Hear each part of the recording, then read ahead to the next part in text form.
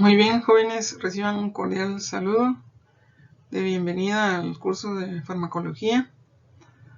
Les saluda la doctora Sandra Almengor, profesora titular de la unidad didáctica de farmacología. En esta ocasión, iniciaremos con esta presentación que nos va a hacer referencia sobre dos ramas importantes de la farmacología, que es la farmacocinética y la farmacodinámica. En este apartado, básicamente revisaremos algunas definiciones y conceptos básicos de lo que ustedes van a estar revisando durante todo el curso de farmacología en el transcurso del año.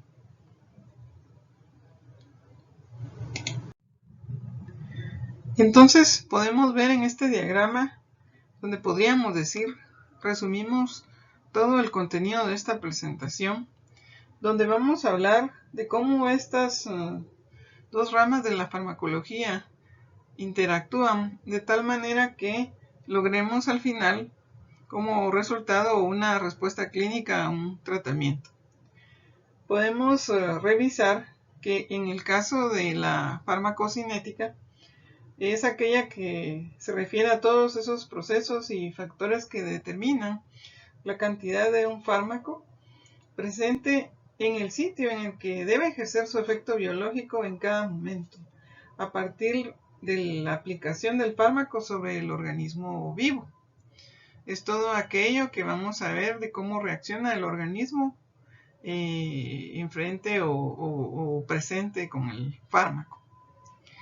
Y en el caso de la farmacodinámica es todas aquellas acciones o se refiere a todas aquellas acciones y los efectos de los fármacos en el organismo, como vemos aquí. Y esto nos señala las dos flechitas, ¿verdad? En qué dirección van, y es sobre hacia dónde vemos, ¿verdad? El efecto del organismo con el fármaco o frente al fármaco y del fármaco frente al organismo. Luego de eso, vamos a entender, o más bien dicho, para entenderlo mejor, es desde luego de que hay una preparación de un fármaco y este es administrado a un paciente. Digamos que nuestro paciente tiene fiebre. Esa molécula, podríamos decir, por ejemplo, acetaminofén, para entenderlo mejor, va a llegar luego de su administración, ¿verdad? Va a ingresar a la circulación sanguínea. Se va a concentrar, ¿verdad?, en la circulación y de tal forma que esta es distribuida hacia los tejidos y por ende la porción que no se utiliza o de acuerdo a sus características, esta también se va a eliminar. Obviamente, cuando esto sucede, llega o se concentra, ¿verdad?, esa molécula de acetaminofén, que es el ejemplo, en un sitio de acción. Y es ahí cuando hablamos de que alcanza, ¿verdad?, un efecto farmacológico. En este caso, como mencionamos el ejemplo del paciente, que es una persona que tiene fiebre, le administramos acetaminofén y el efecto farmacológico o la respuesta clínica consecuente del éxito del efecto del fármaco va a ser que va a disminuir o desaparecer la fiebre. Entonces vemos aquí como en la cinética, desde que el fármaco entra al organismo, qué es lo que sucede o todos esos fenómenos o procesos que se dan durante el paso del fármaco, ¿verdad?, en el organismo. Y luego también cuando este llega a un sitio de acción, ¿verdad?, el efecto del fármaco en sí, ¿verdad?, hacia la respuesta clínica o el efecto que vamos a ver. Y a eso se refiere la dinámica del fármaco o farmacodinámica. Por supuesto que vamos a ver también que existen situaciones o circunstancias, ¿verdad?, que posiblemente van a favorecer la efectividad del fármaco, ¿verdad?, si obtenemos una respuesta clínica o de lo contrario, quizás si no vemos una respuesta o se presentan algunas otras situaciones que pueden desfavorecer el éxito, podríamos decir, o o la efectividad del fármaco pues puede estar relacionado con toxicidad. Y eso es lo que vamos a estar platicando a continuación.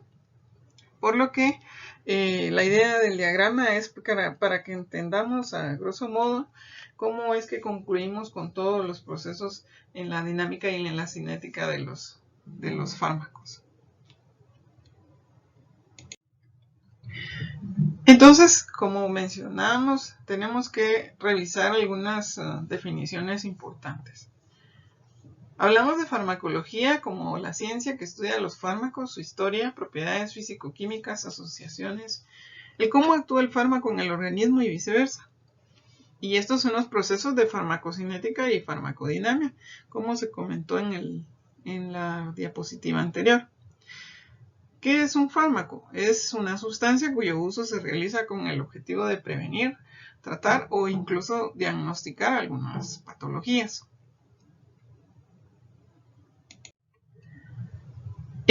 Algunos términos importantes que también debemos de recordar pues, en esta presentación es cuando hacemos referencia a qué es una droga, ¿verdad? Es una sustancia de abuso que actúa en el sistema nervioso central que produce placer, tolerancia y dependencia. Tenemos la definición de medicamento, que es una presentación farmacéutica que contiene fármacos y drogas que se utiliza principalmente con fines terapéuticos, profilácticos y de diagnóstico también. Hablamos de principio activo, que es aquella sustancia que realiza la actividad farmacológica. El excipiente, que es una sustancia inactiva usada para incorporar al principio activo, no tiene efecto farmacológico, pero ayuda, por ejemplo, a cambiar el color, sabor del fármaco, y son los aditivos que se agregan al principio activo. Esto es lo que hace más tolerables algunas moléculas o algunos fármacos. Un ejemplo de ello, pues tenemos algunos antibióticos que son de un sabor un tanto desagradables o muy amargos o ácidos incluso para el paladar, y pues con estos cambios a lo mejor pues esto mejora. Y un ejemplo pues son los jarabes que se utilizan con los niños. Hablamos también de tóxico, ¿verdad? Que es toda aquella sustancia química que administrada a un organismo vivo tiene efectos nocivos.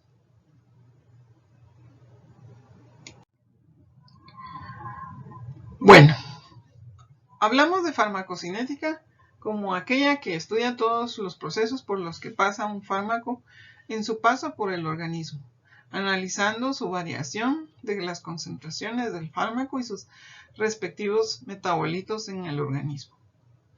Otra definición es el estudio del comportamiento o evolución temporal desde el punto de vista cuantitativo de los fármacos en el organismo, desde que estos son administrados hasta que se eliminan. También algo importante de esto es que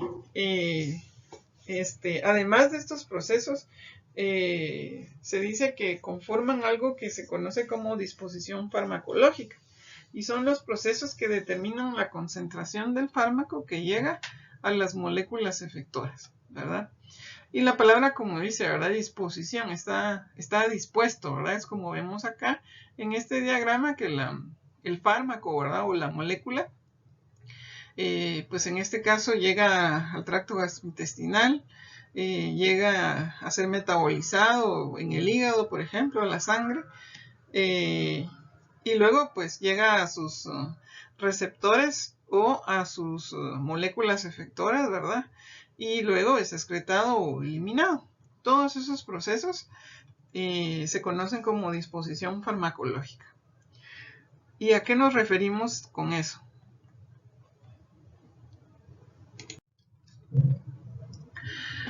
La disposición farmacológica se refiere a, como se dijo, todos esos procesos por los que pasa el fármaco dentro del organismo. Y tenemos, para que se les haga más fácil, un mnemotécnico para que lo recordemos más fácil. Estos procesos están desde la liberación del fármaco del preparado farmacológico, absorción o paso del fármaco a la sangre, distribución en el organismo, metabolismo o biotransformación, eliminación o excreción, ¿verdad? Esto depende de la bibliografía donde lo revisen, pero es lo mismo, ¿verdad? Y lo resumimos con una palabra que describimos como ladme. Podemos decir también que la farmacocinética permite definir y cuantificar parámetros como la velocidad de absorción del fármaco, la biodisponibilidad, la vida media de eliminación, la concentración plasmática total del fármaco y el área bajo la curva, que vamos a ver unos ejemplos con unos diagramas casi al final de la presentación. Este cuadro está aquí para recordarnos sobre algunas abreviaturas sobre estas y algunas de las definiciones que constantemente van a ver ustedes en el libro de texto durante todo el curso.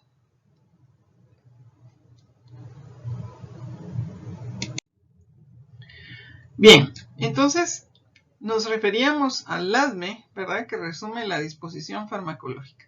Esta depende de los mecanismos por los que los fármacos las atraviesan, así como las propiedades físico-químicas de las moléculas y las membranas que influyen en esta transferencia, que son fundamentales para comprender la disposición de los fármacos en el cuerpo humano. Las características del fármaco que predicen su movimiento y disposición en los sitios de acción son el tamaño y estructura molecular, el grado de ionización, la solubilidad relativa de sus formas ionizadas y no ionizadas en lípidos y su unión con proteínas séricas y tisulares. Entonces, en este diagrama resumimos, ¿verdad?, cómo se dan todos esos mecanismos. Se habla de que adicional a esto hay factores que condicionan los procesos del LADME para lograr el éxito en el tratamiento farmacológico. En el LADME pues dijimos que hablábamos de la absorción, distribución, biotransformación y excreción de los fármacos. Vemos acá donde se menciona al inicio, ¿verdad?, en el diagrama, que la formulación es importante y las características de la formulación, ¿verdad?, del fármaco. Recordemos que el fármaco pues lo vamos a ver en una forma farmacéutica y pues así va a ser administrado. Lo que va a variar, ¿verdad?, va a ser las vías de administración, las dosis, la fisiología y la patología, ¿verdad?, cuál es la indicación, los factores de la forma farmacéutica. Y de eso va a depender también la absorción. Otra cosa importante es que luego de ser absorbido, pues este va a llegar a la circulación sistémica, ¿verdad?, y se va a distribuir en los tejidos. Puede ser que esa distribución esté determinada también por la unión a proteínas. Hay fármacos o hay moléculas que tienen cierta afinidad a algunas proteínas, otras no, van a la circulación de forma libre, a la liposolubilidad, a la permeabilidad de membranas, al pK, al estado de perfusión del sitio. Además de eso, pasa a ciertos órganos, principalmente el hígado, para su biotransformación. Aquí lo que vamos a ver es cosas importantes como la inactivación o activación, la capacidad, la velocidad, la cantidad de la molécula, ¿verdad?, el lugar o competición que ésta puede tener, la inhibición, el contenido enzimático, perfusión tisular, y también hay una relación importante con factores como los efectos genéticos y ambientales. Luego, pues vamos a ver que ya en la circulación sanguínea igual una parte de pues tiene que ser eliminado. Hablamos entonces de la excreción. Aquí depende de situaciones como la filtración glomerular, el pH de los fluidos, las funciones vitales, ¿verdad? Básicamente, aquí hace referencia a que el individuo esté en condiciones ideales o estables, podríamos decir, para que se dé de forma adecuada esa excreción. La dieta, interacciones con otros fármacos. Y la idea es que, por ejemplo, algo tan sencillo como la enfermedad renal puede interferir también en la eliminación o excreción de algunos fármacos. Y también comprometer su biodisponibilidad. Otra cosa importante es que se mencionan así como en la formulación que hay ciertas características, hay características propias de los individuos. La raza, el sexo, la edad, ¿verdad?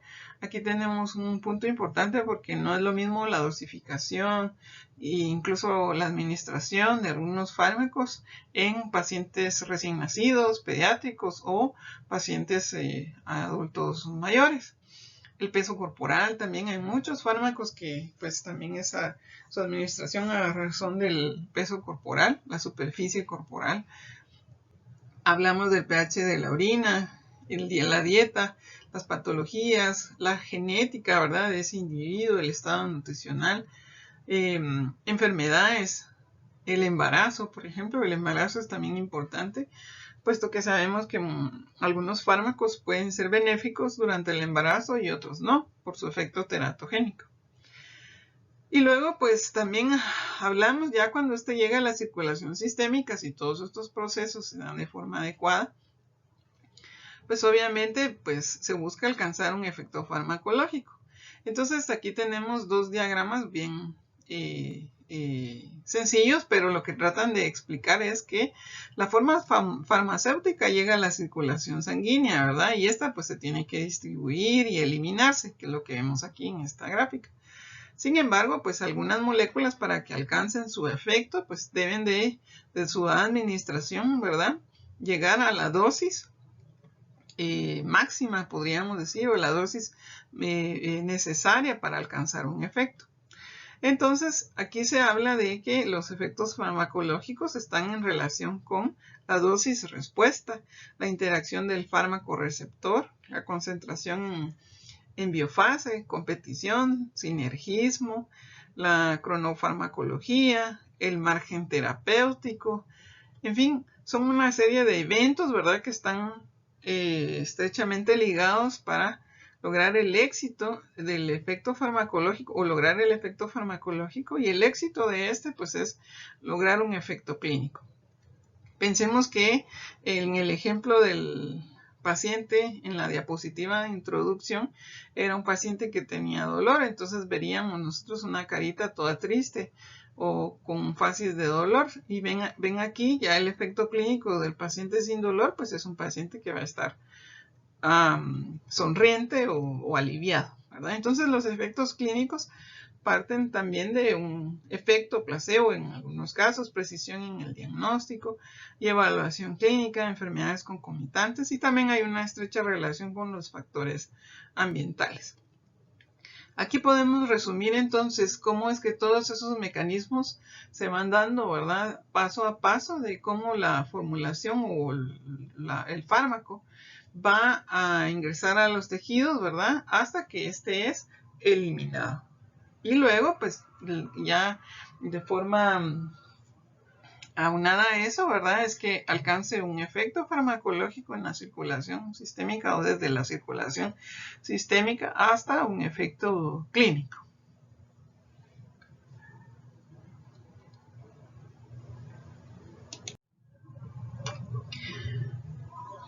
Bueno, para entender los procesos entonces de absorción de un fármaco, debemos recordar de algunas definiciones importantes que se revisaron en cursos anteriores como fisiología y biología. Hablamos de que el fármaco debe de pasar ciertas barreras de membrana. Aquí tenemos una ilustración de una membrana celular, ¿verdad?, que de forma característica es una membrana lipídica, ¿verdad?, con dos capas, y que va a tener ciertas características, ¿verdad?, en su estructura que pueden facilitar en algunas moléculas ese paso o ese traspaso. Y cómo es que algunas de esas características, como parte de la estructura, desde los compuestos fosfolípidos, algunas proteínas de membrana importantes que tienen ciertas funciones, desde receptores, transportadores de señal, canales iónicos, que van a ser vitales en la función de esa membrana. Y eso hace que la membrana entonces tenga ciertas cualidades, ¿verdad? La fluidez, flexibilidad, organización, alta resistencia eléctrica e impermeabilidad relativa a moléculas altamente polares.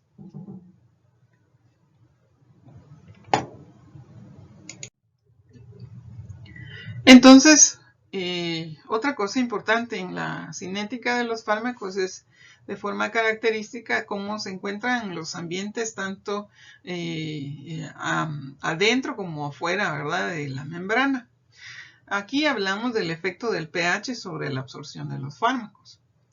Se dice que las concentraciones relativas de formas cargadas y no cargadas de cada sustancia determinan la concentración efectiva de la forma permeable en su sitio de absorción. Algo importante recordar es que la mayoría de los fármacos son ácidos o bases débiles. Y también importante recordar de esto es que las sustancias no polares sin carga penetran fácilmente en las membranas celulares. Entonces recordemos que las membranas pues son como esta muralla que vemos aquí, ¿verdad? Es una barrera que algunas moléculas desafortunadamente no van a poder atravesar. Deben de tener ciertas características y también estas aprovechar las cualidades que tiene la membrana en su estructura para poder facilitar ese traspaso. Entonces vamos a ver que hay diferentes mecanismos para ello, además de lo que hemos estado hablando del efecto del pH sobre la absorción del fármaco.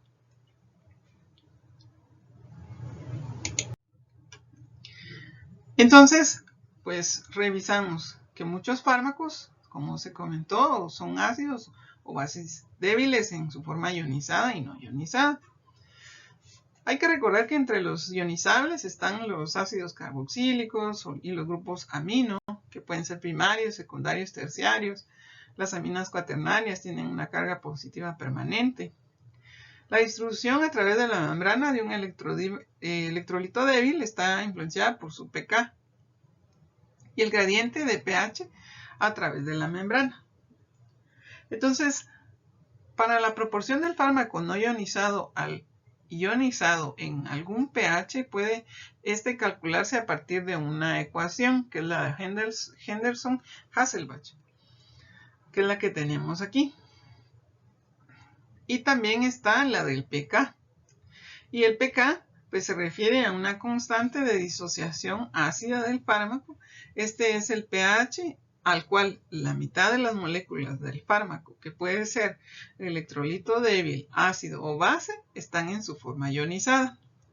¿Por qué es importante saber si está esa molécula ionizada o no ionizada? Porque la no ionizada es la que es liposoluble, o significa que es soluble en lípidos y se difunde muy bien a través de la membrana. Y la forma ionizada, que es hidrosoluble, esta es insoluble en lípidos y escasamente se difunde en la membrana. Un ejemplo, pues también aquí podemos ver sobre la barrera gástrica. Se dice que en un estado estable, ¿verdad?, se acumulará un ácido en el lado más básico de la membrana y un fármaco básico en el lado más ácido. Este fenómeno es conocido como atrapamiento de iones, proceso en la distribución de los fármacos con beneficio potencial terapéutico. Entonces aquí tenemos un ejemplo de cómo es que ese pH puede influenciar en la distribución de un ácido débil, ¿verdad? Y el ejemplo es la barrera de la mucosa lipídica de la cámara gástrica. Algo importante es que esta es utilizada para determinar la cantidad de agente que se puede encontrar en cualquiera de los lados de una membrana, la cual separa compartimientos con un pH distinto. Y la barrera gástrica pues era el ejemplo, es un ejemplo clásico, igual que el plasma sanguíneo. Eso quiere decir que hay fármacos que en un ambiente más ácido van a ser mejor absorbidos y que algunos en un ambiente no tan ácido o un ambiente más base o alcalino, podríamos decir, que no se van a absorber de forma adecuada. Y eso es importante recordarlo porque hay algunas moléculas que es importante, de hecho por eso que se ingieran en el caso del ejemplo del estómago, ¿verdad? Y la cámara gástrica en un tiempo de ayuno, que es donde obviamente el ambiente del estómago va a ser mucho más ácido y va a favorecer mejor la absorción. No en cambio como algunos otros donde se necesita que el paciente coma, ¿verdad? Y que sea después de la comida para hacer un cambio en ese ambiente también del pH y también favorecer a la molécula para que se logre una mejor absorción.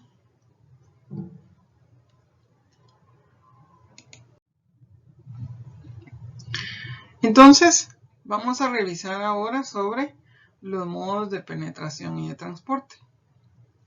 Algunas moléculas pues van a poderse mover a través de ciertas barreras celulares y de la membrana en una variedad de formas. Vamos a ver que existen dos importantes y una es el transporte pasivo y el transporte activo. En cuanto al transporte activo, pues vamos a hablar sobre la difusión pasiva, que de forma característica, pues esta no requiere energía y se realiza en favor de un gradiente de concentración. Las sustancias no ionizables y liposolubles son las que atraviesan mejor las barreras, ¿verdad? Y esta es la forma más frecuente en el organismo.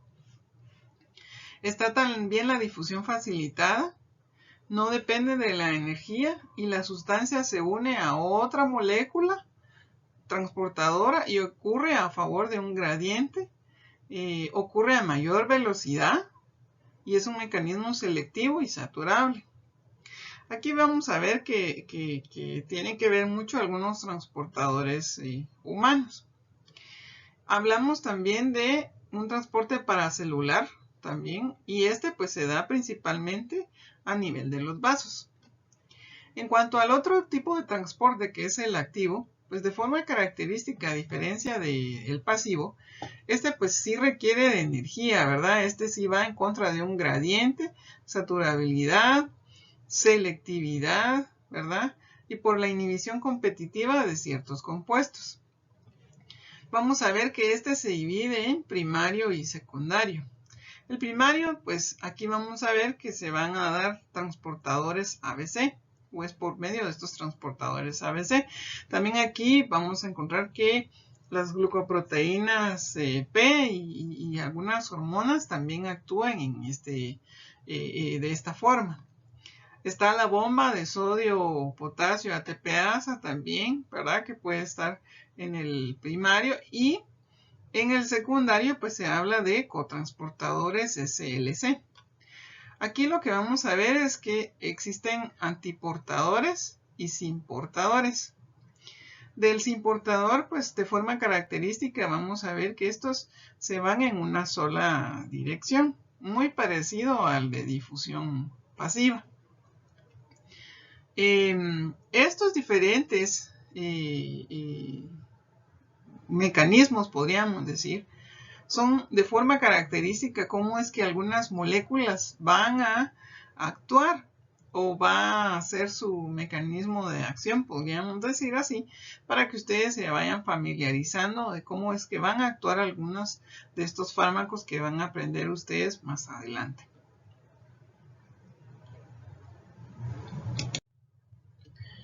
Bueno, entonces ya vimos que cómo se dan estos procesos donde penetran o atraviesan ciertas membranas. Vamos a hablar de absorción. La absorción es el traslado de un fármaco desde su sitio de administración hasta un compartimiento central. Y la biodisponibilidad se describe como la magnitud fraccionada de una dosis administrada de fármaco que alcanza su sitio de acción o un fluido biológico, desde el cual el fármaco tiene acceso a su sitio de acción. Algunos de estos compuestos son profármacos, que vamos a ver más adelante a qué se refieren. Entonces hablamos de el fármaco, ¿verdad? Aquí tenemos un ejemplo de fármaco. Y este está dado entre la cantidad del fármaco que alcanza la circulación sistémica, podríamos decir aquí su compartimiento central, por el fármaco administrado. Entonces vamos a ver que se da un fármaco en una dosis, ¿verdad? Este se libera o se absorbe y llega a un compartimiento central, ¿verdad? Este puede llegar en una forma libre y así puede ser también excretado, ¿verdad? O aclarado, o es el aclaramiento, podríamos decir, en una forma libre o fármaco unido a proteínas. También, o en forma de metabolitos inactivos que se activan, ¿verdad? Dentro del compartimiento central, pues van a llegar a ciertos reservorios tisulares, ¿verdad? Puede ser unido a alguna proteína o de forma libre. Van a llegar a su sitio de acción, ¿verdad? No deseado. Y puede ser también unido de forma libre. Y también pues en estos procesos es como se va a dar esa biotransformación. Algunos pues van a ser metabolizados igual, ¿verdad? De forma libre o como metabolitos activos.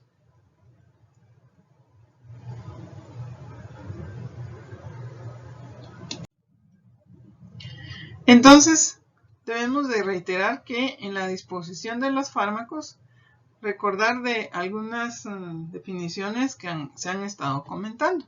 La biodisponibilidad, pues dijimos, está definida por la fracción del fármaco absorbido como tal en la circulación sistémica.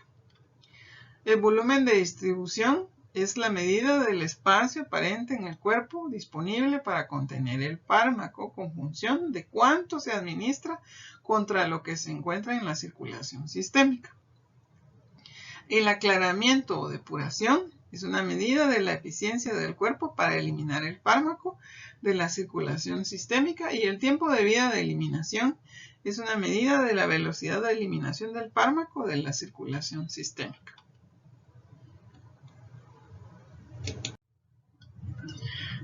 Entonces, la velocidad de absorción está modificada por diversos factores.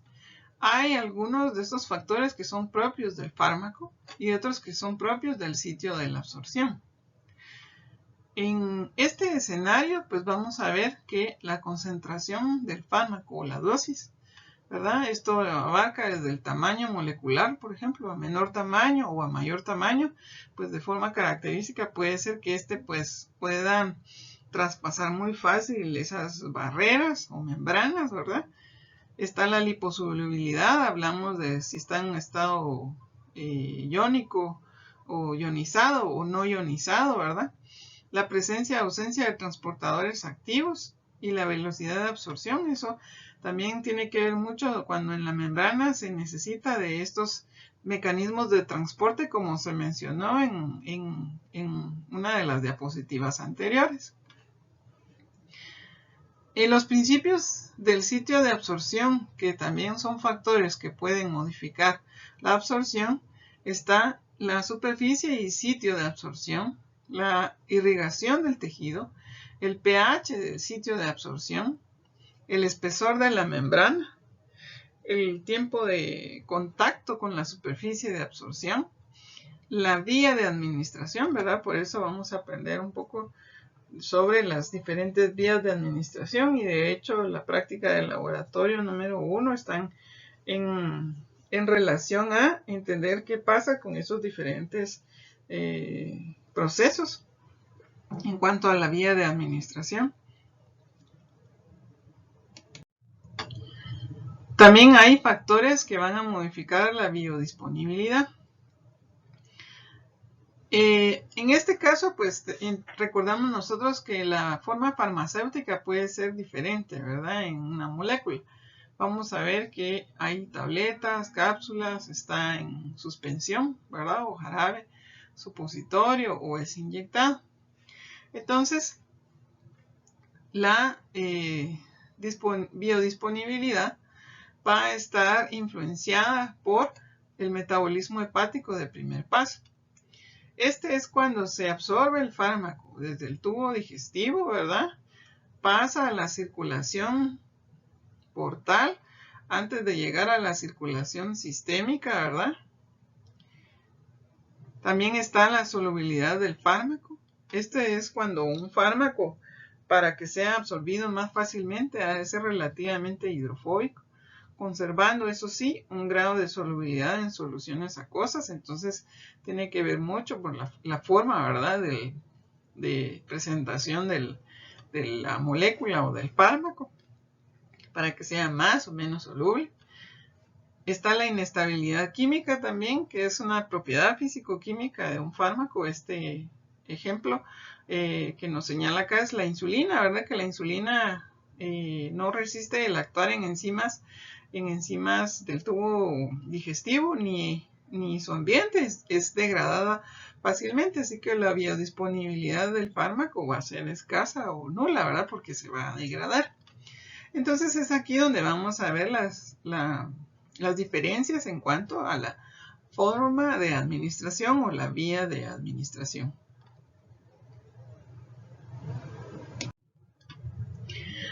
En este cuadro tenemos, pues, de las vías de administración, ¿verdad?, más frecuentes, ¿verdad? Las oral, rectal, vaginal, nasal, parenterales, intravenosa. Y luego, pues, el sitio de absorción, ¿verdad? ¿Cómo es que vamos a ver aquí un ejemplo? En tal caso, ¿verdad?, de la vía rectal, pues el epitelio rectal y así consecutivamente. Y luego el efecto, ¿verdad? Dependiendo del lugar de absorción, pues así vas a tener cierta facilidad, algunas moléculas, de llegar el efecto sistémico, a tener un efecto sistémico o local.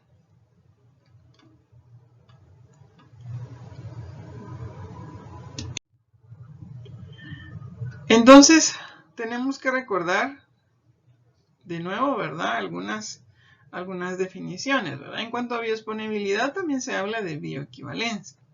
La bioequivalencia se considera, o se consideran cuando se consideran a dos fármacos como bioequivalentes, si contienen los mismos ingredientes activos y son idénticos en potencia o concentración, forma de dosificación y vía de administración. Estamos hablando cuando dos moléculas son exactamente iguales.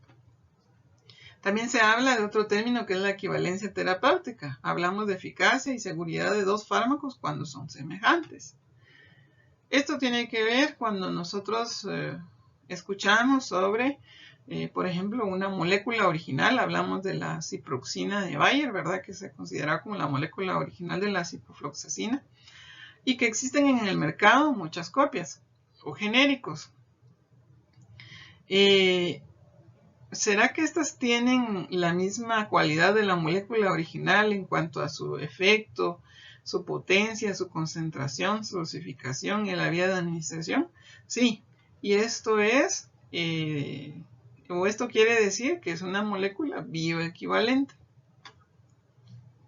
Y si obviamente se documenta que hay eficacia y seguridad de estos fármacos que no son semejantes, a eso se refiere la equivalencia terapéutica.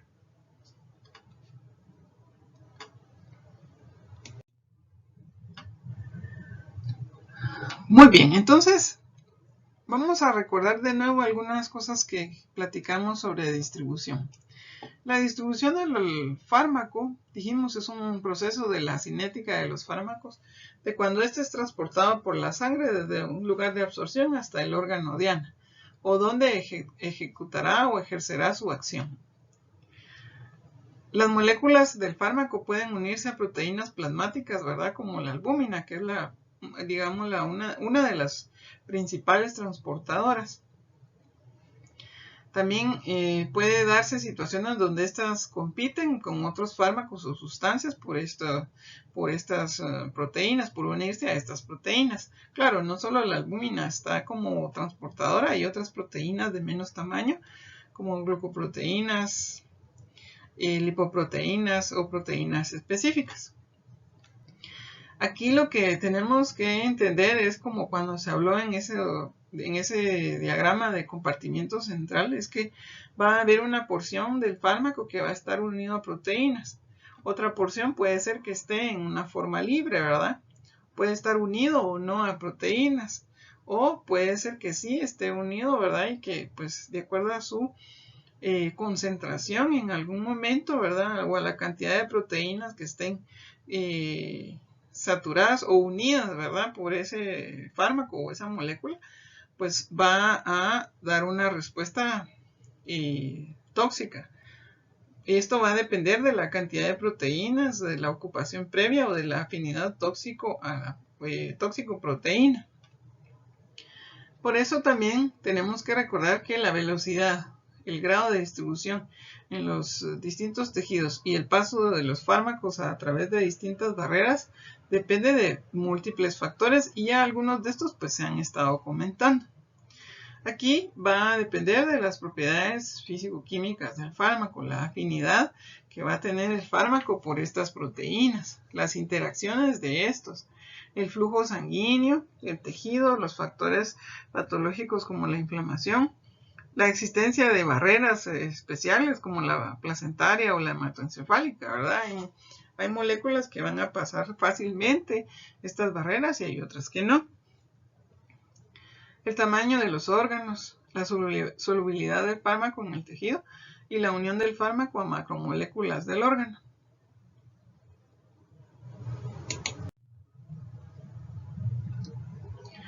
Entonces, esa cualidad que tienen ciertas moléculas de unirse a proteínas o de unirse a los tejidos, pasar ciertas barreras, ¿verdad?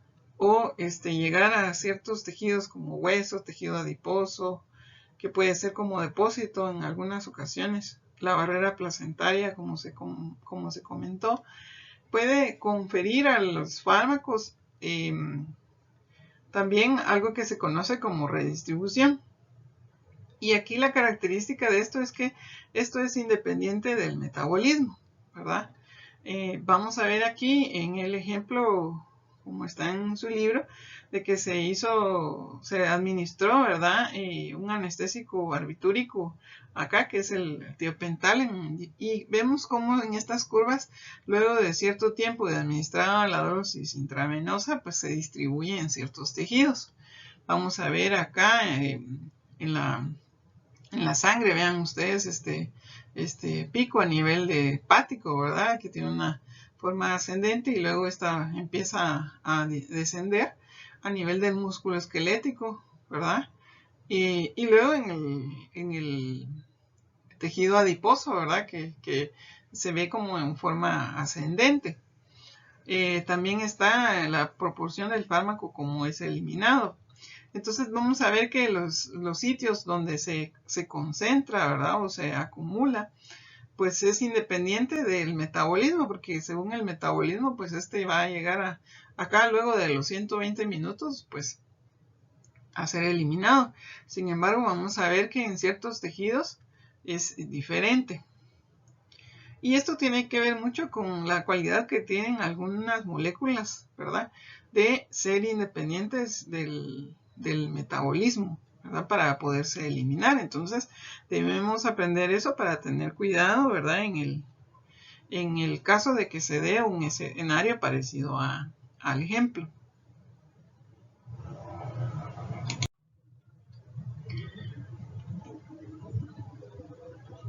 Luego, pues, vamos a revisar sobre metabolismo y biotransformación después de la distribución. La situación más común es que ocurra eliminación por biotransformación o excreción de orina o bilis o incluso ambos. El hígado es el órgano donde principalmente se dan estos procesos o el metabolismo farmacológico, ¿verdad? Los metabolitos obtenidos del fármaco pueden ser activos, inactivos o tóxicos, como vimos en una diapositiva anterior. Lo que vamos a ver en el metabolismo o biotransformación es que esta está constituida por dos fases importantes, fase 1 y fase 2. En la fase 1 lo que vamos a ver son reacciones de oxidación, reducción o hidrólisis, ¿verdad? Esto favorece el aumento de polaridad de la molécula, pues obviamente, y luego pues va a ser eliminada. En algunos casos vamos a ver como resultado metabolitos que pueden ser inactivos o menos activos o más activos incluso. En la fase 2 vamos a ver reacciones de conjugación. En este caso, pues aumenta el tamaño de la molécula, ¿verdad? Y pues de igual forma para que al final sea eliminado, o igual van a activarse o inactivarse más ciertas moléculas. Y esa es la gran diferencia entre estas dos fases. Se habla de un efecto de primer paso, ¿verdad? Que este es el paso hepático donde se da la metabolización del fármaco absorbido desde el tracto gastrointestinal que llega al hígado a través de la vena porta y se metaboliza antes de llegar a la circulación sistémica. Hay algunos fármacos que evitan el efecto de primer paso. ¿Cuáles son estos? Son aquellos que son administrados directamente al torrente sanguíneo. Dígase un ejemplo, pues los de la vía intravenosa. Vamos a ver aquí una importante definición que son los profármacos. Son compuestos inactivos que se convierten en sus formas activas por el metabolismo o postmetabolización. Pueden ser enlaces éster o amida. Entonces muchos fármacos van a ingresar a los tejidos o van a ser administrados en su forma de profármaco. Ya cuando llegan al metabolismo o después del metabolismo se convierten en compuestos activos, como vemos en el diagrama que comentamos al principio.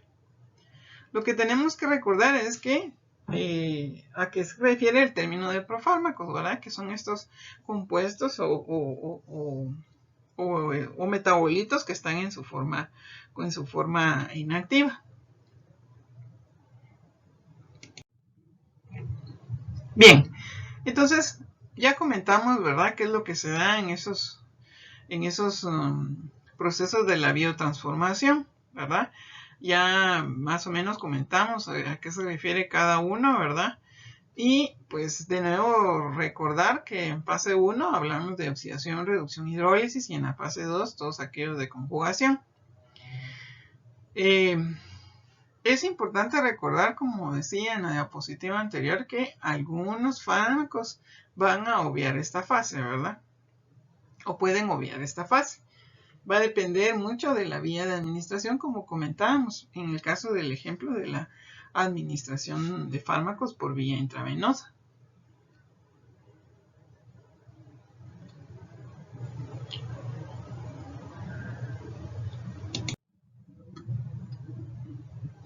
Entonces, hablando de metabolismo y eliminación, se dice que los tres aspectos esenciales del metabolismo de los fármacos son la cinética de primer orden, la cinética de orden 0 y las enzimas inducibles de biotransformación. Para comentar un poquito a qué se refiere cada una, pues en el caso de la cinética de primer orden, se refiere a que la mayoría de los fármacos, ¿verdad?, la cantidad de fármaco metabolizado es metabolizado por unidad de tiempo y este es proporcional a la concentración plasmática del fármaco. Y la fracción del fármaco eliminada por el metabolismo es constante, es decir, es la cinética de primer orden. En el caso de la cinética de orden 0 se refiere a que en algunos compuestos como el ácido acetilsalicílico, ¿verdad?, la aspirina, el etanol y la fenitoína tienen la capacidad metabólica de saturarse a las concentraciones usualmente empleadas y el metabolismo del fármaco se convierte de orden 0. Una cantidad constante del fármaco se metaboliza por unidad de tiempo. Puede ocurrir con concentraciones altas tóxicas a medida que la capacidad metabólica para el fármaco se satura.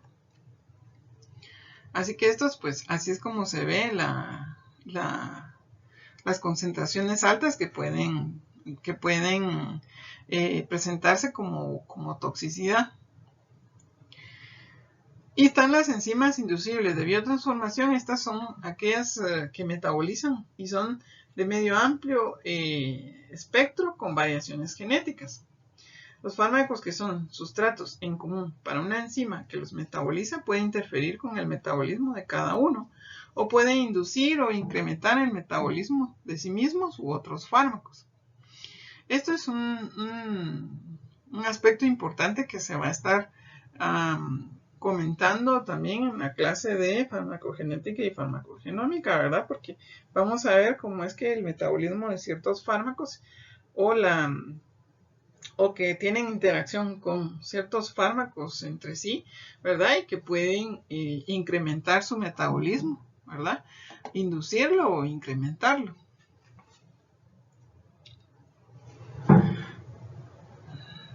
Ok, entonces aquí tenemos en este diagrama un ejemplo, ¿verdad? En el caso de la gráfica, de cómo es más o menos que se va dando esta cinética. En el caso de la orden 0, pues la velocidad de reacción es independientemente de la concentración de reactivos. En la de primer orden, ¿verdad? La velocidad de reacción es proporcional a la concentración de uno de los reactivos, o sea, es como decir en una forma ascendente. Y la de segundo orden, pues, o mixta, es como se conoce también. La velocidad de reacción es proporcional a la concentración de dos reactivos.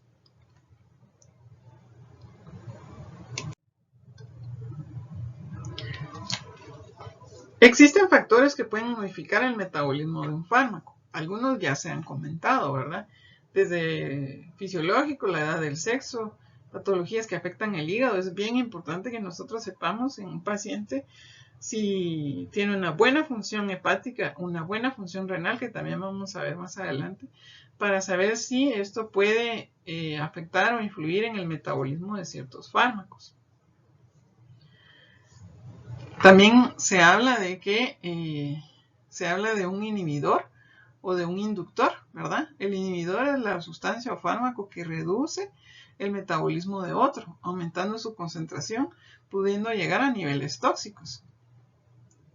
En el caso de un inductor, es una sustancia o fármaco que aumenta el metabolismo de otros fármacos. Si el metabolismo es inactivo, se reduce el efecto, y si es activo, aumenta la actividad farmacológica.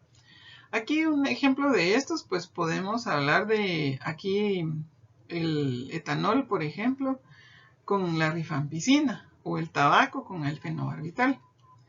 Aquí tenemos un ejemplo de inhibidor, el allopurinol con la eritromicina, ¿verdad? El allopurinol, podríamos decir, inhibe la acción de la eritromicina. Y en cuanto a la eliminación, pues sabemos que es un proceso por el cual los fármacos pueden, de forma inalterada o en sus metabolitos, ser expulsados, ¿verdad?, al exterior del organismo. La capacidad de eliminación o aclaramiento está determinada por la concentración en sangre y en los tejidos. A mayor aclaramiento, menores niveles plasmáticos durante menos tiempo. El principal órgano excretor es el riñón, ¿verdad? Pueden eliminarse por otras vías, como comentábamos, ¿verdad? A nivel hepático puede ser. Está también la pulmonar, a través de las salivas, por la leche materna, el sudor y algunas otras. Hay dos mecanismos importantes de la vía de eliminación renal, ¿verdad? Que puede ser por filtración glomerular o por secreción tubular activa. También hay que recordarse que no todos los fármacos o los metabolitos filtrados se eliminan. Hay algunos que, de nuevo, de acuerdo al ambiente y a sus características ácidas o bases, ¿verdad?, se pueden reabsorber. Esto se refiere a un proceso de reabsorción tubular pasiva, como lo que vemos aquí en el diagrama que está en su libro, ¿verdad? Esperaríamos que pues se eliminaran por la orina, pero hay algunos que pues en el túbulo distal se da ese efecto de reabsorción tubular pasiva. Y el medicamento pues vuelve a la circulación sanguínea.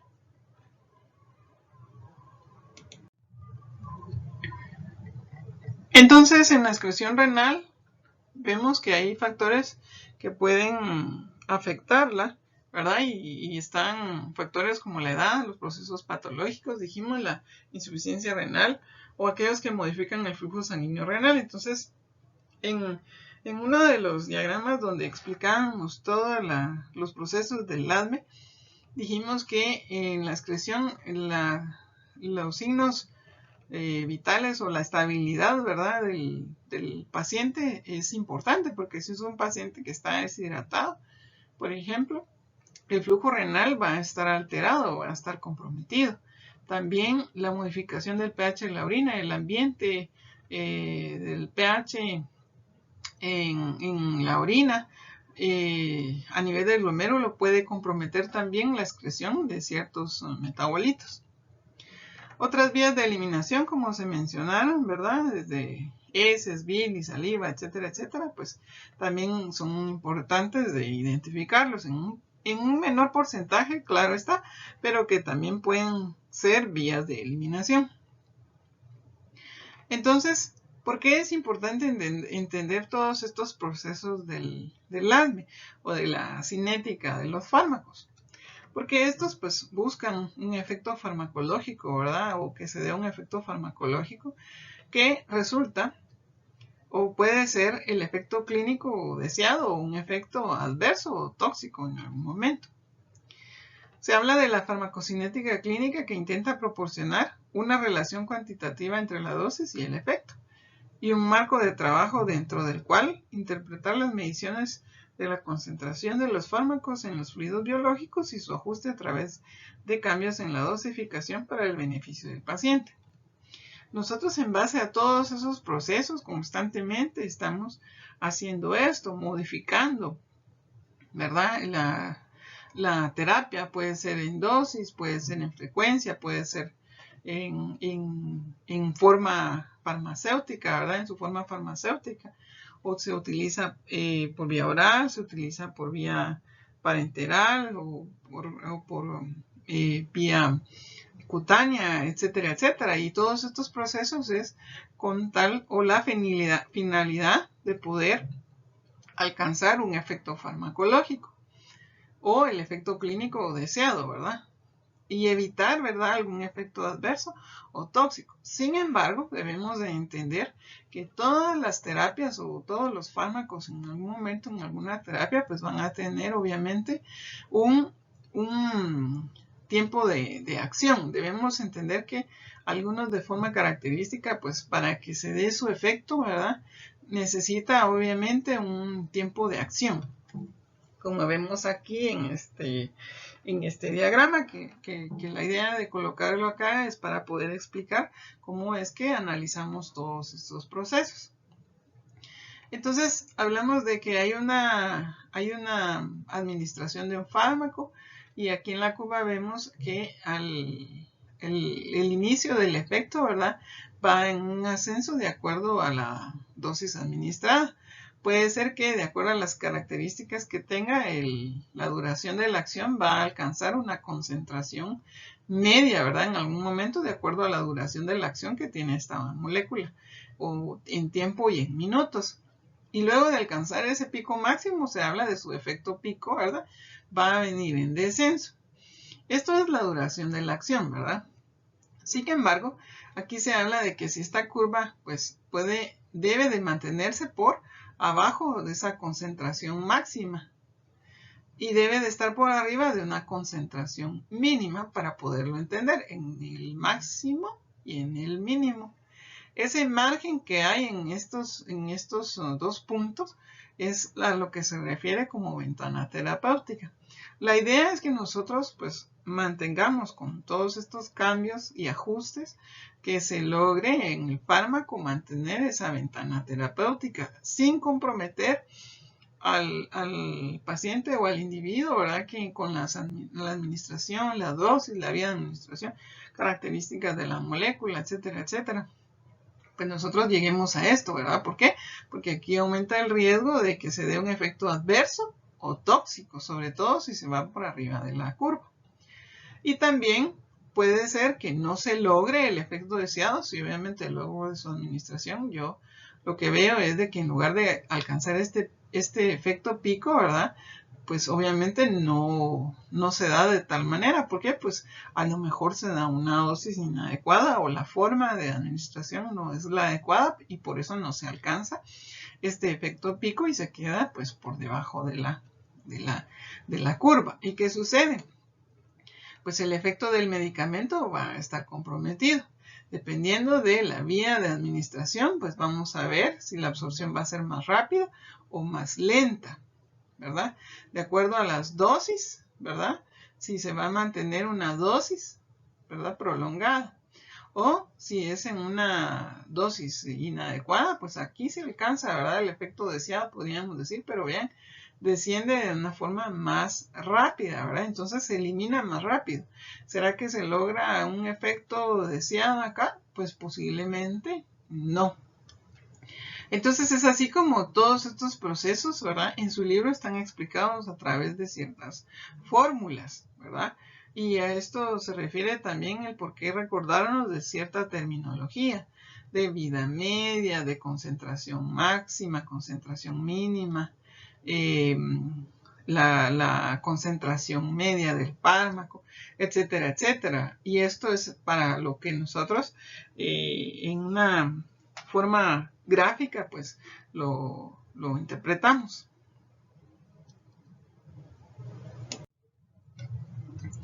Entonces, pues ya vimos una parte de lo que corresponde a la cinética de los fármacos.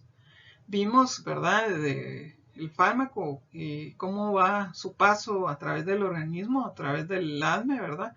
Y llega a o alcanza una concentración plasmática.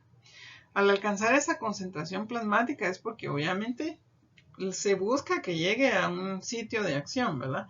Se concentra en un sitio de acción. Entonces, aquí ya hablamos de la dinámica del fármaco, ¿verdad? Que es cuando ese fármaco ya está en el organismo, ¿verdad? ¿Qué es lo que hace? Y la idea es buscar acá el efecto farmacológico. Entonces, para poderlo entender mejor, la cinética y la dinámica pues tienen una interacción constante, ¿verdad? Desde el régimen de dosificación, la concentración plasmática hacia que llegue a un sitio de acción y lograr su efecto, y esta es una constante, ¿verdad? Así que la respuesta farmacológica está estrechamente relacionada con la concentración del fármaco en el sitio de acción. Y aquí hablamos entonces de la dinámica del fármaco o farmacodinámica.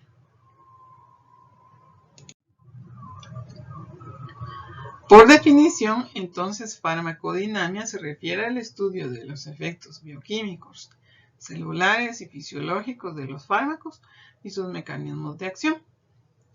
Los efectos son el resultado de su interacción con los componentes macromoleculares del organismo. Aquí tenemos que recordar sobre algo que conocemos como receptor de fármaco o blanco de fármaco. Y este se refiere a macromoléculas que pueden ser celulares con el complejo macromolecular con el cual el fármaco interactúa para obtener una respuesta celular o sistémica. A menudo estas se localizan en la superficie de las células, compartimientos intracelulares específicos con el núcleo o compartimiento extracelular, como es el caso de los fármacos que tienen un blanco o los factores de la coagulación o mediadores inflamatorios. Los fármacos comúnmente alteran la velocidad o magnitud de una respuesta celular intrínseca o fisiológica en lugar de crear respuestas nuevas.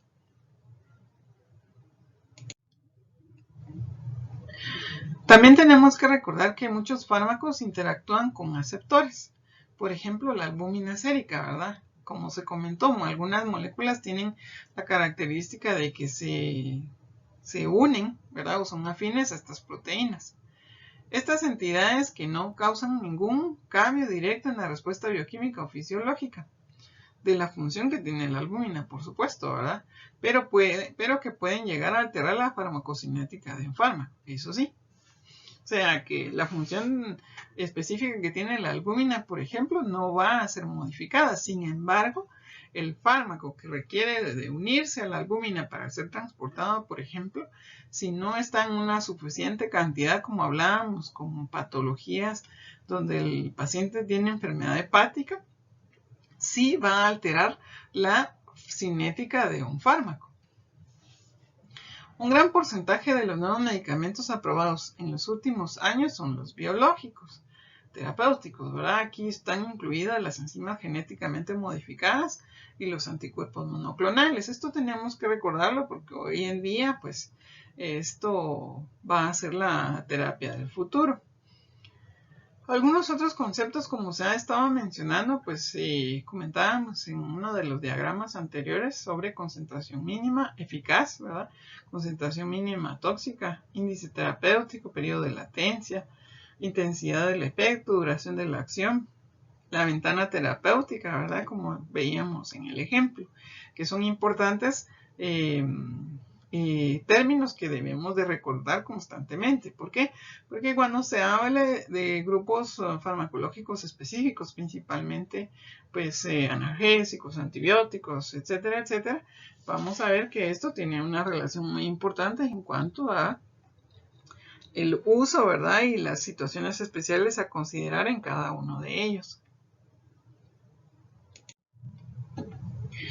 Entonces tenemos que recordar que existen receptores fisiológicos, donde estos pues van a actuar. Aquí tenemos pues la terminología de los receptores fisiológicos importantes, de los cuales tenemos que repasar, que ustedes ya han visto en fisiología.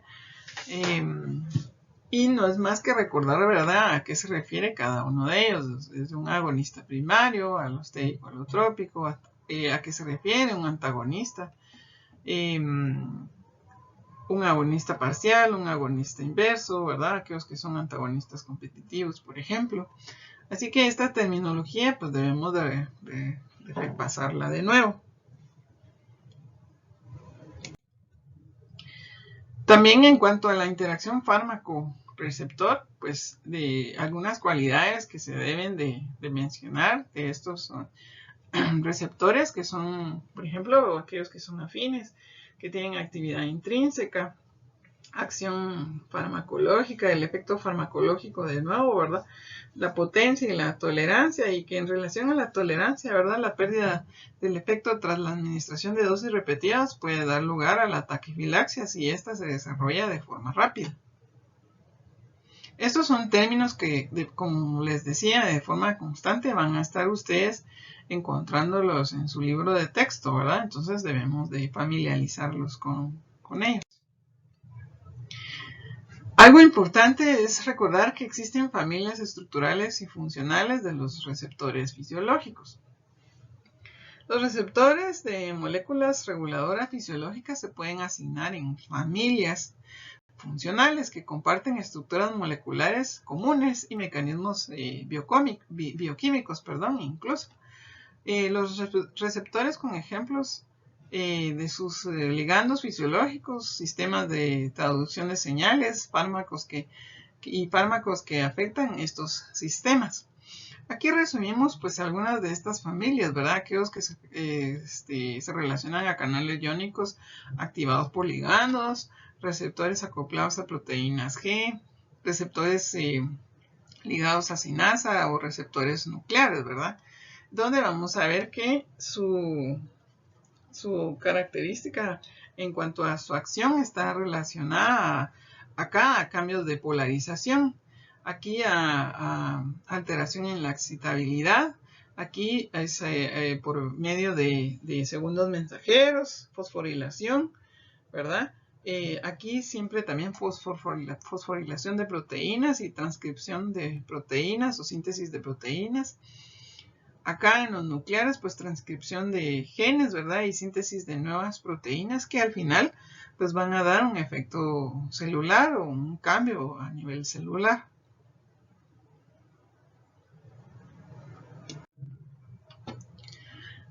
¿Cómo podemos entender que se dan estos procesos? Entonces dijimos que los fármacos van a actuar, ¿verdad? En estos receptores, o estas moléculas van a actuar en estos receptores. Se dice que pueden actuar en dos formas, ¿verdad? Sobre el receptor, o activándolo, o desactivándolo, o inhibiéndolo. También se habla de que la molécula diana a la cual debe unirse la molécula del fármaco, ¿verdad? O hacia ese receptor, pues se le pueden dar dos significados o varios significados. Uno puede ser que cuando este se emplea para referirse a moléculas diana, donde pueden unirse o a través de las cuales, ¿verdad?, pueden producirse, más bien dicho, efectos en diversos mediadores fisiológicos solubles. Aquí tenemos, por ejemplo, hormonas, neurotransmisores o mediadores inflamatorios.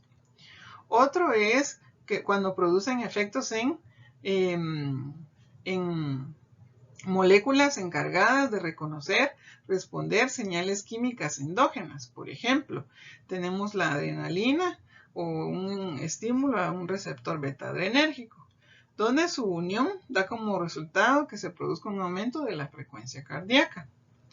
Otro ejemplo es cuando se une a esta molécula diana, ¿verdad? Es decir, un compuesto que puede ser exógeno en lugar de un mediador endógeno. Aquí tenemos un ejemplo.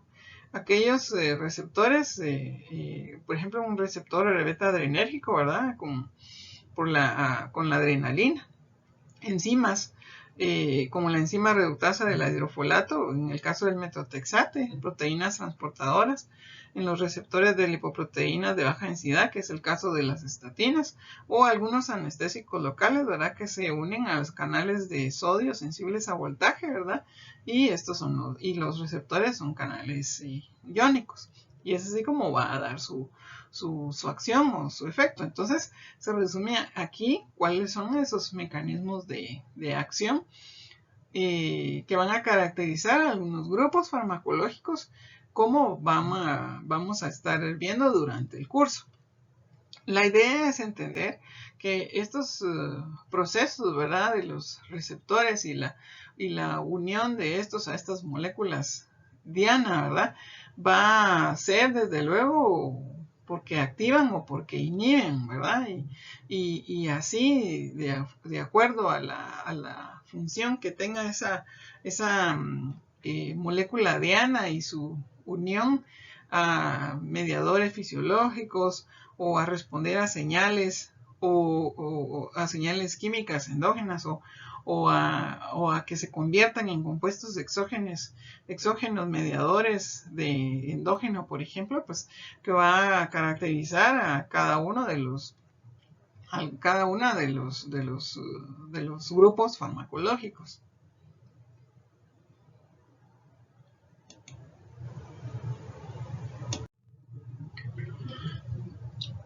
Otras definiciones importantes es recordar en cuanto al antagonismo farmacológico, ¿verdad?, que este puede ser competitivo reversible y competitivo irreversible, o no competitivo reversible y no competitivo irreversible.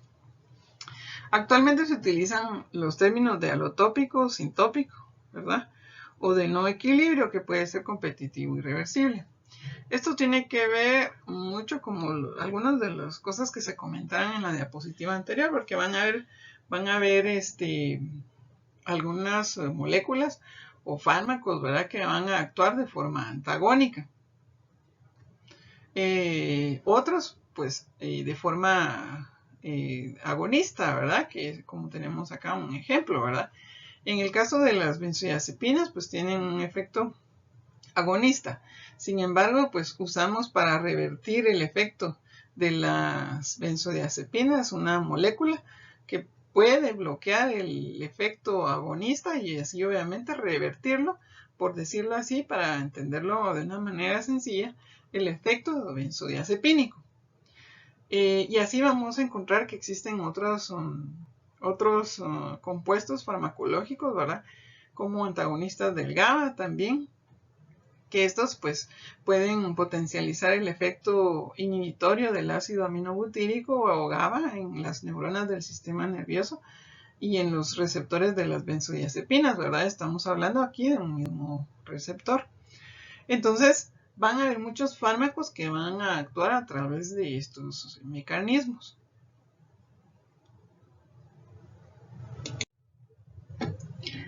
Existen requisitos o características de la unión fármaco-receptor. Algunos pues tienen que ser afines, o son específicos o tienen una actividad intrínseca, como se había comentado, ¿verdad?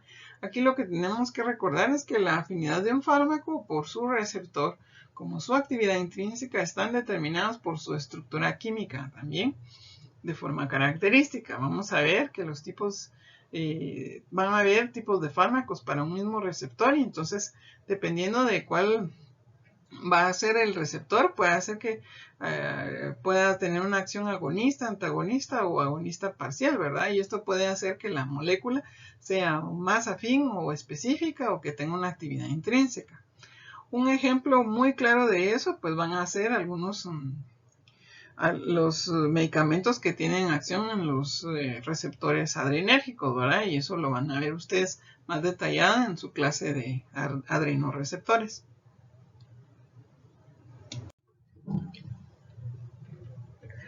Entonces vamos a resumir aquí que hay factores que modifican el efecto de los fármacos.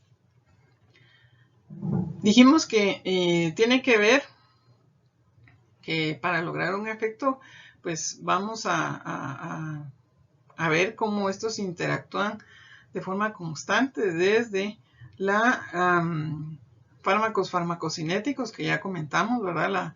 La tolerancia, que vimos la definición, factores genéticos que pueden ser también característicos del individuo y del ambiente, factores patológicos y fisiológicos, hablamos de la edad, del sexo, entre otros, y otros factores como la dieta, el hábito de tabaquismo, ¿verdad? Y los contaminantes ambientales. ¿Por qué mencionamos esto? Porque los factores que influyen en la respuesta de los fármacos prescritos, pues los resumimos aquí. Desde una dosis prescrita, ¿verdad? Por ejemplo, como un error de la medicación, ¿verdad? Le puse la dosis que no era, o le puse el horario que no era, o que el paciente no cumple el horario que yo le sugerí. El cumplimiento del paciente. Hay pacientes que con medicamentos tan caros como los antihipertensivos, ¿verdad? Para que les alcance para el mes la cajita de 14 tabletas, mejor la parten a la mitad y con eso pues creen que van a estar bien, ¿verdad? Y entonces eso va a afectar también porque están tomando la dosis a la mitad, ¿verdad? Entonces quizá el efecto no va a ser el esperado. Otro, en cuanto a la dosis administrada, como dijimos, es que para la absorción va a depender de factores como la velocidad o el grado de absorción, la talla, distribución, unión a los tejidos, la velocidad del metabolismo y excreción, para que se alcance una concentración en el sitio o los sitios de acción. Esto pues posiblemente va a tener una influencia, ¿verdad? De dos vías, ¿verdad? Desde la dosis administrada y las características, como se comentaron acá, o también en cuanto a las cualidades de los receptores, el estado nutricional, la selectividad del fármaco, los efectos placebo, la resistencia, ¿verdad? En el caso de, esto se da mucho en el caso de antimicrobianos o antineoplásicos, ¿verdad? Entonces van a haber variables fisiológicas, factores patológicos, factores genéticos que son ajenos, ¿verdad? Como mencionábamos acá, interacción con otros fármacos, el desarrollo de la tolerancia, la desensibilización, que también es algo que vamos a estar comentando frecuentemente cuando se vean también algunos grupos farmacológicos, ¿verdad? Y en la farmacodinamia, ¿verdad? Que lo que esperamos nosotros es ver la acción del comportamiento del fármaco, ¿verdad? Para lograr un efecto. Principalmente, pues vemos que tiene una influencia que puede ser directa o indirecta con estos múltiples factores asociados, ¿verdad? Para lograr un efecto farmacológico adecuado.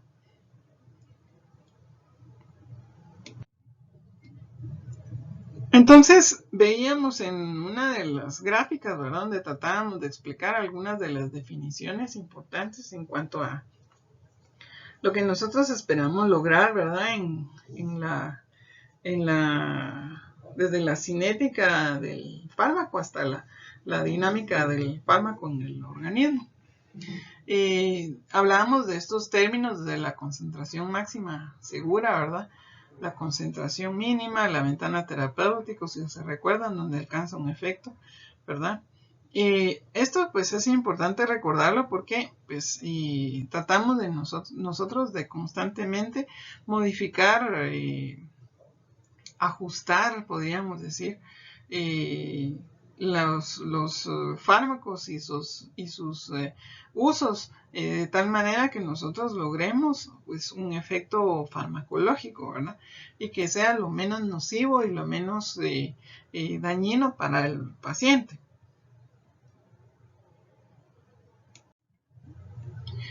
También en la cinética de los fármacos y en la dinámica de los fármacos, para que se dé el éxito como hemos estado revisando, pues se habla también de mantener un equilibrio, ¿verdad? Un equilibrio en la concentración del fármaco se refiere a que esta pues debe de ser proporcional a la dosis o intervalo entre las dosis. Una cosa importante es que se alcanza aproximadamente luego de unas 4 semividas tiempo para alcanzar el equilibrio independientemente de la dosis. Esto se refiere a que también hay fármacos, por decirlo así de una manera sencilla, pues que tienen una vida media más corta, ¿verdad? Entonces, para alcanzar su efecto, se debe de mantener en una constante esta concentración. Entonces, se dice que esta concentración se logra hasta que más o menos se da hasta la 4ª semivida. Y es por ello que cuando a un paciente se le recomienda un medicamento cada 6 horas o cada 12 horas, de acuerdo a las características de la molécula, pues la idea es mantener ese tiempo, ¿verdad? Mantener esta curva de forma constante, cumpliendo los tiempos. ¿Por qué? Porque qué tal que lo tomó a las 8 de la mañana, vaya, le tocaba a las 8 de la noche porque era cada 12 horas y resulta que no se lo tomó. Entonces el medicamento, ¿qué pasó? Posiblemente pues se eliminó, ¿verdad? Y la concentración disminuyó.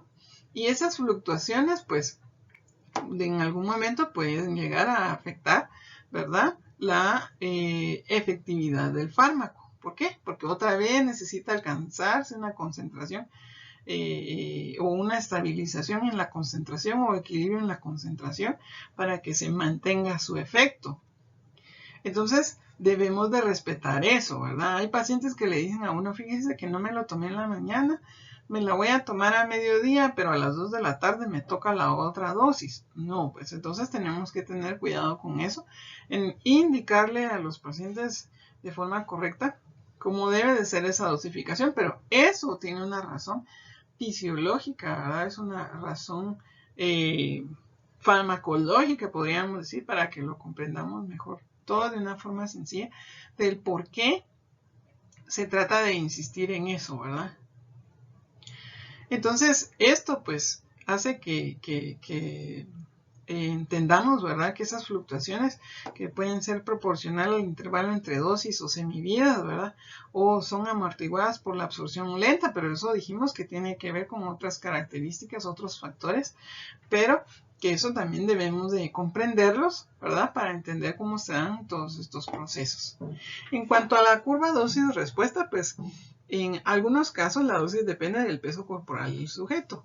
Con la mayoría de los fármacos, el aumento progresivo de las dosis aumenta el efecto, ¿verdad? Hasta cuando se produce un máximo efecto. A partir de ese punto, la droga deja de producir un mayor efecto. Entonces, vamos a ver también cómo graficar esto, ¿verdad? Que después de un punto los aumentos de la dosis pues no producen mayores efectos. Entonces hay fármacos que tienen esta característica, ¿verdad? Bueno, ya le puse 10 miligramos, pues ya después de 10 miligramos pues ya voy a alcanzar esa dosis. Ya no, aunque le dé 15, 20, 30, pues el efecto va a ser exactamente el mismo, ¿verdad?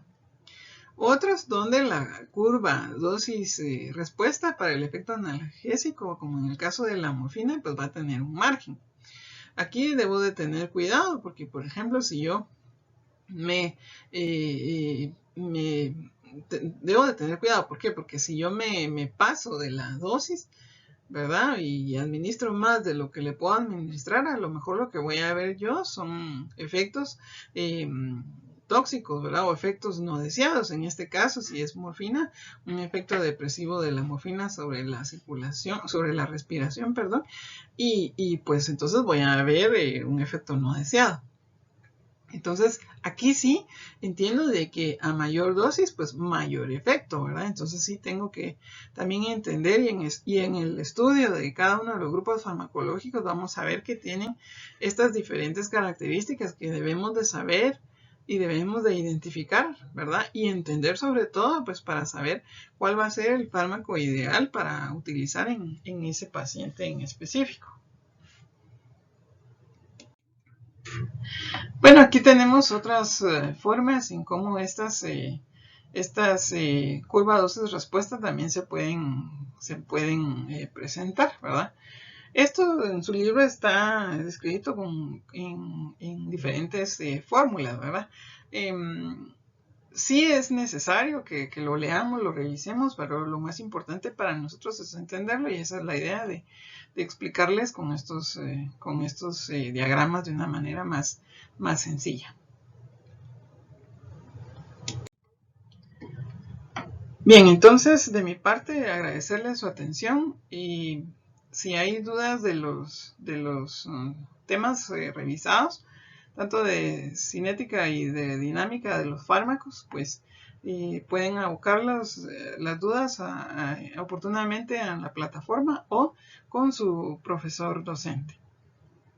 Revisar la bibliografía como está indicado y muchas gracias.